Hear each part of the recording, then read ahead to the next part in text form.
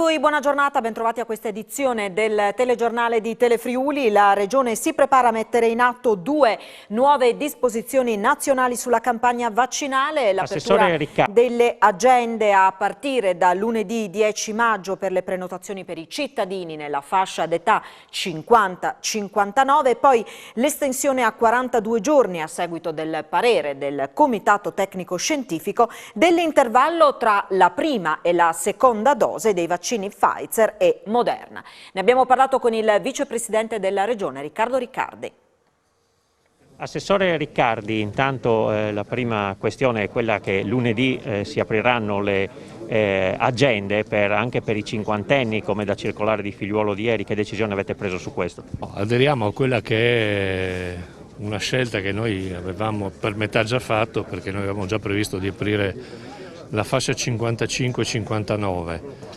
Questa disposizione consente di procedere anche partendo dai cinquantenni, quindi la fascia 50-59 dalla prossima settimana potrà prenotarsi ed è la fascia più consistente nella stratificazione della popolazione regionale, perché ha 200.000 persone.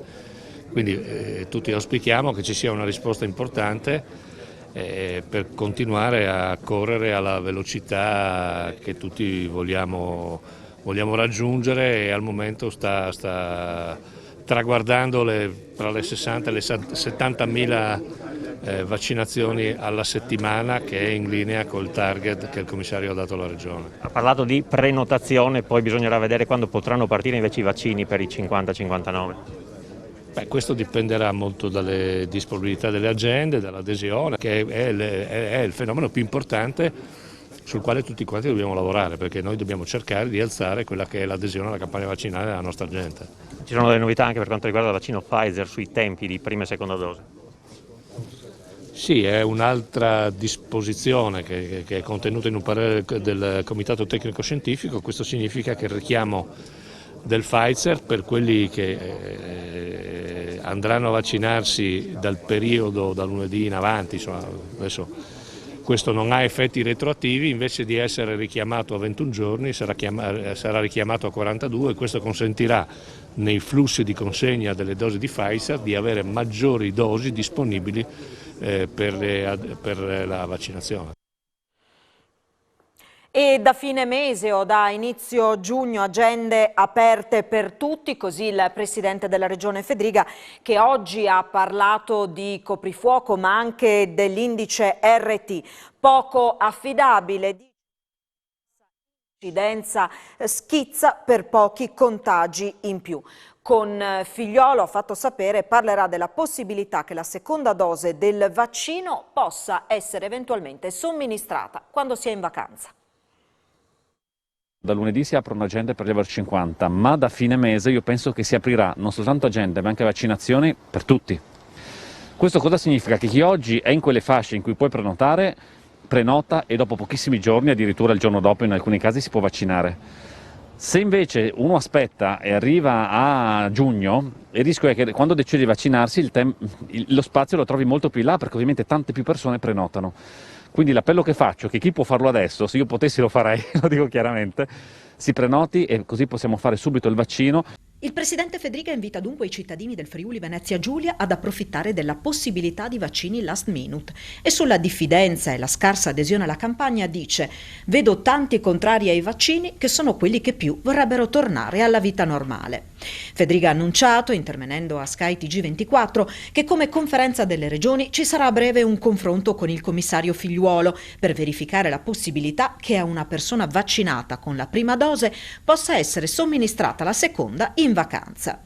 Il governatore è tornato anche sulla questione coprifuoco, dicendo di voler rappresentare la scelta unanime della conferenza, che ha proposto di spostarlo almeno dalle 22 alle 23.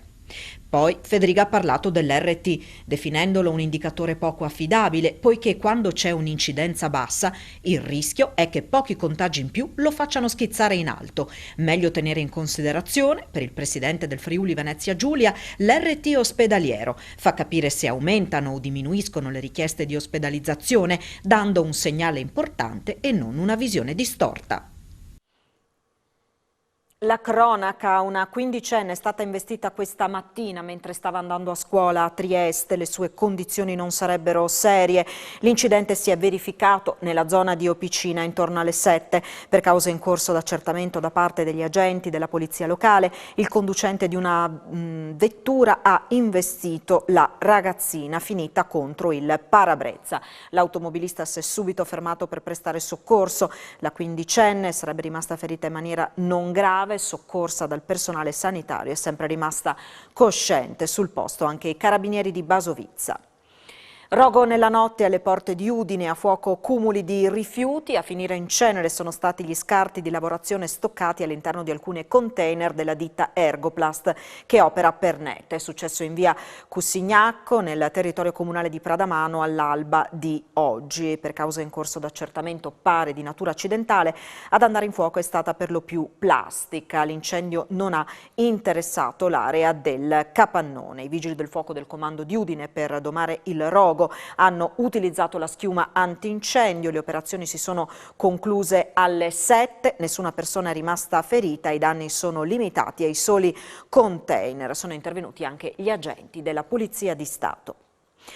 Chiuse le indagini preliminari dalla Procura di Pordenone sul crack di un'azienda di Brugnera che vendeva mobili e per la quale gli amministratori, tra cui un ex tronista TV friulano, sono indagati per truffa e bancarotta fraudolenta. I clienti raggirati nel nord-est hanno presentato 57 querele per un danno di circa 450.000 euro.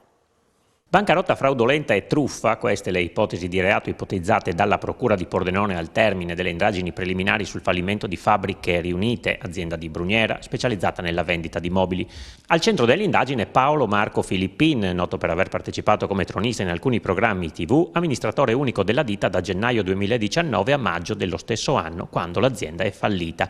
Indagata anche Paola Frankovic, amministratrice in precedenza. Secondo le indagini della Procura, coordinata da Raffaele Tito, l'azienda, prima del fallimento, sarebbe già stata in gravi difficoltà finanziarie, ma avrebbe fatto credere ai clienti di essere solida, offrendo loro mobili a prezzi vantaggiosi e chiudendo i contratti. Bonifici incassati tra il 2017 e il 2019, ma mobili mai consegnati ai clienti, che lamentano un danno totale attorno ai 450.000 euro. 57 di loro, residenti nel nord-est, hanno sporto querela per truffa. La difesa dei due indagati è affidata agli avvocati Luca Rizzo, Antonella Koslovic e Alessandro Provenzani, che stanno studiando la strategia per ribattere punto su punto tutte le accuse.